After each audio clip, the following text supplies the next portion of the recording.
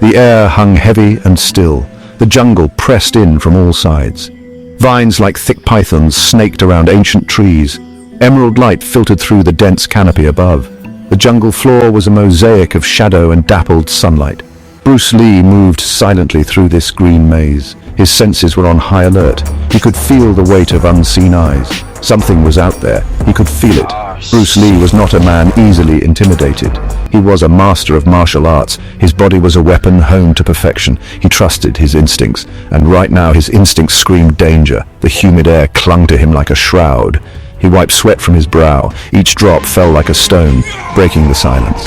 A silence that was growing heavier, more oppressive. The jungle was alive with hidden sounds. Insects buzzed and chirped. Birds called out in strange, exotic melodies. Yet beneath this natural symphony, Bruce Lee detected a discordant note, a faint clicking sound. Metallic. Unnatural. He stopped, his body tensing like a coiled spring.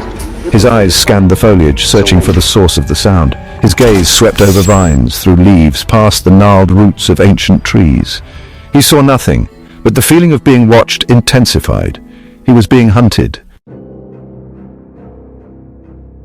The jungle exploded. A blur of motion crashed through the undergrowth. The creature was a grotesque parody of a man. Towering and powerful, it was a being of nightmare. Its skin was a mottled green, blending seamlessly with the foliage. Its eyes, cold and reptilian, burned with a predatory light. This was the predator. Bruce Lee reacted instantly. Years of rigorous training had honed his reflexes to lightning speed. He twisted his body, narrowly avoiding the predator's lunge. The creature slammed into the jungle floor, sending up a shower of leaves and dirt. Bruce Lee wasted no time. He launched a series of kicks and punches, his attacks as swift and deadly as a viper's strike. The predator roared, surprised by the ferocity of this small human. It staggered back, its clawed hands raised in defense. Bruce Lee pressed his attack, driving the predator back through the undergrowth. He moved with incredible speed and agility, using the jungle itself as a weapon. He weaved between trees, using their trunks to deflect the predator's blows. He leaped over tangled roots, turning the uneven terrain to his advantage. The predator, accustomed to easy prey, found itself outmatched. It was strong and heavily armed, but it was slow and clumsy compared to the human whirlwind that was Bruce Lee. The creature snarled in frustration, its reptilian blood boiling with rage. It had underestimated this tiny warrior, but the hunt was far from over. The predator would have its trophy. The jungle became an arena. The predator, its cloaking device disabled, was a terrifying sight. Its mandibles clicked and hissed, spitting venom. It brandished its wrist blades, razor-sharp and deadly. Bruce Lee met its aggression with the calm ferocity that was his trademark. He wielded his nunchaku, the two sections of wood connected by a chain, whirling around him like a deadly halo. The air crackled with the sounds of their clash. The predator's blades met the whirling nunchaku in a shower of sparks. Bruce Lee spun and leapt, his movements a blur of motion.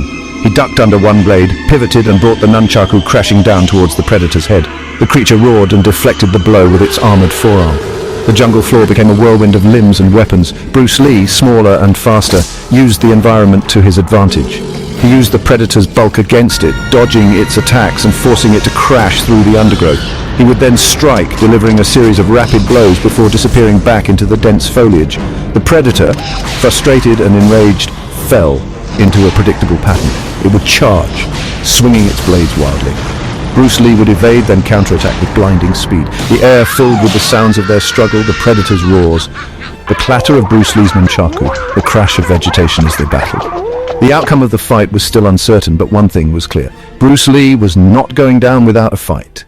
You want to learn the way to win, but never to accept the way to lose, to accept defeat. The jungle was Bruce Lee's domain now. He knew its secrets, its rhythms, its dangers. He used this knowledge against his foe.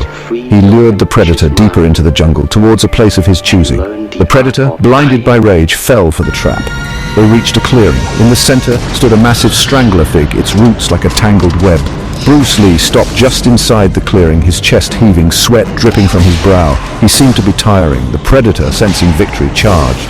Its wrist blades sang through the air, aimed at Bruce Lee's heart. But Bruce Lee was ready.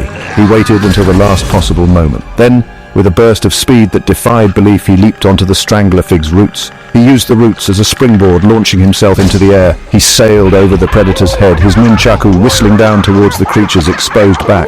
The predator roared in pain as the nunchaku smashed into its spine. It stumbled, momentarily stunned. Bruce Lee landed lightly on the other side of the clearing, facing his foe. He knew this was his chance. The predator was wounded, its advantage gone. The time had come for the dragon to strike.